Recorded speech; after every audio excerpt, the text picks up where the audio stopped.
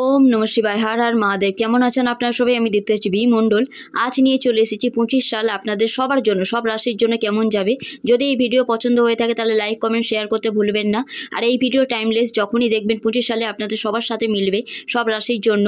তাই এই রাশির আর এই সময় এমনকি কোনো রকমভাবে জেনারেল রিডিং, তাই এমনটা ব্যাপার নেই যে এই রাশি একজনের জন্য হবে কিংবা অন্যজনের জন্য হবে না। তাই সবার জন্য অবশ্যই সবাই দেখবেন। যদি ভালো লেগে থাকে তাহলে লাইক কমেন্ট শেয়ার করতে ভুলবেন না।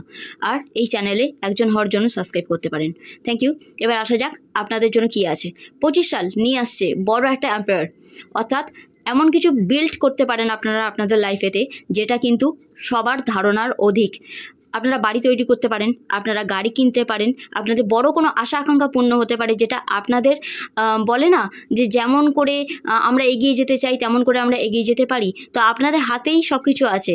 আপনারা যদি চান তাহলে আপনারা বড় কিছু অ্যাচিভ করতে পারেন।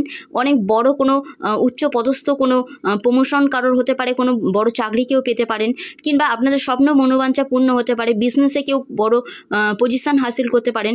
এমনকি রাইজ করার টাইম এই বছরটা আপনাদের জন্য অনেক বড় সুযোগ আনছে। আর সবার সাথে একটা কথা বলবো, আপনাদের দিকে কোনো একটা বড় সুযোগ আসছে অলরেডি এই বছরেতে। তো আপনারা যেটা পাননি সেই দিকে না ধ্যান দিয়ে যেটা আপনাদের জন্য আছে সেই দিকে অবশ্যই ধ্যান দেবেন।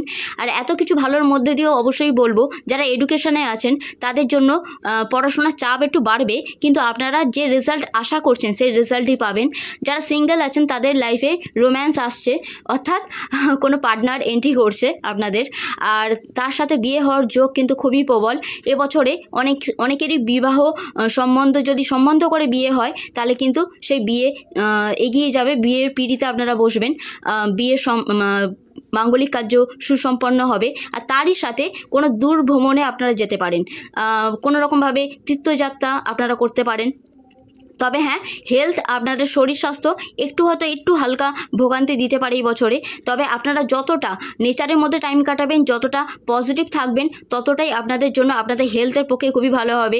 প্রাণায়াম করা, সূর্যদেবের জল দেওয়া, সূর্য প্রণাম করা, তার সাথে সাথে অবশ্যই বলবো মানসিক শান্তির জন্য ওম নম শিবায় জপ করা, কোনো ব্ল্যাক ম্যাজিক কাটানোর জন্য বা কোনো রকমভাবে কোনো নজর দোষ কাটানোর জন্য 1 চামচ নুনের জলেতে মিশিয়ে আর 1 চুটকি হলুদ প্রত্যেক দিন চান করা। নুনটা বৃহস্পতিবার দেবেন না, অবশ্যই এই জলে স্নান করা আপনাদের জন্য খুব ভালো হবে।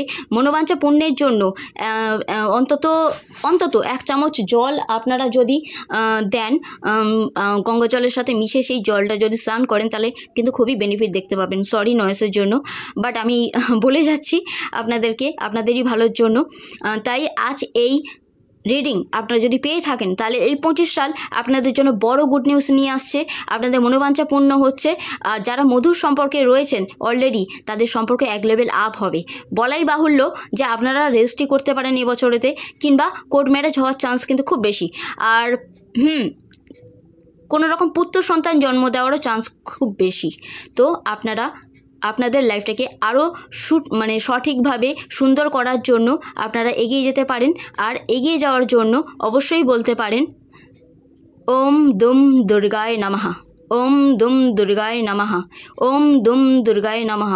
এই মন্ত্র আপনাদের সমস্ত মনোবাঞ্ছা পূর্ণ করবে। So God bless you. Durga Durga Durga.